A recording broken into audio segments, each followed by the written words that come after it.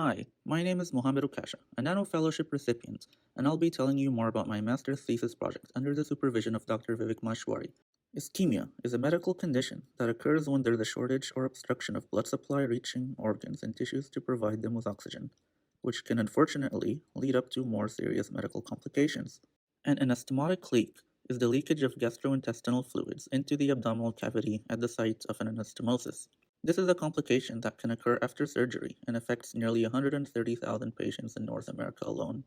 Ischemia has been found to be a precursor for anastomotic leaks, as the lack of blood supply reaching organs weakens the patient's gastrointestinal walls. So, how can we detect ischemia?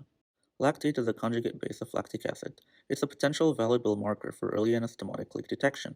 When cells break down glucose for metabolism while there's an insufficient oxygen supply due to ischemia, lactate is produced as a metabolic byproduct from anaerobic respiration. Research has also shown that a correlation between high lactate levels in patients post-surgery and the incidence of ischemia and anastomotic leaks, meaning lactate can potentially help diagnose ischemia as well as early anastomotic leak detection. Current commercial lactate sensors are primarily enzymatic in nature. While enzymes such as lactate oxidase and lactate dehydrogenase are highly specific to lactate, they also suffer in terms of stability, making them unsuitable for long-term monitoring. Non-enzymatic lactate sensing utilizes metal and metal oxide catalysts to oxidize lactate. Although not as highly specific as their enzymatic counterparts, they're hypothetically much more stable, giving them a much higher shelf life and potentially much longer operating lifetime.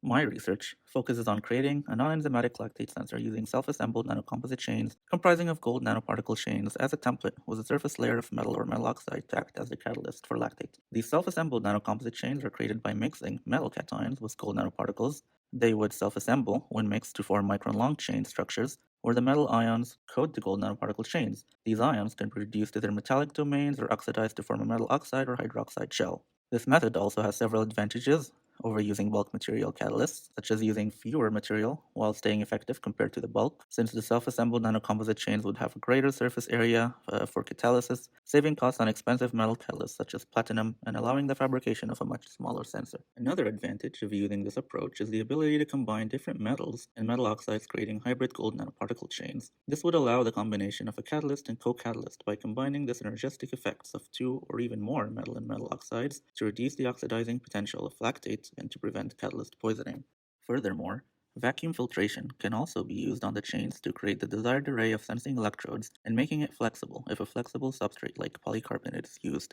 My results show that coating the gold chains with platinum metal provided a similar result to bulk platinum oxidizing lactate in literature. This was, however, done using sulfuric acid as a solvent. The self-assembled nanoparticle chains were able to oxidize lactate in PPS, a buffer similar in pH to biological fluids. This sample comprised of a combination of nickel hydroxide and platinum and had good linear sensitivity to lactate. It was also able to detect real-time changes in lactate using chronoamperometry and had decent specificity compared to glucose and a similarly structured acetic acid, although there is room for optimization, and good hysteresis for a sensor in its early stages with the aim of improving these factors in future iterations. Thank you.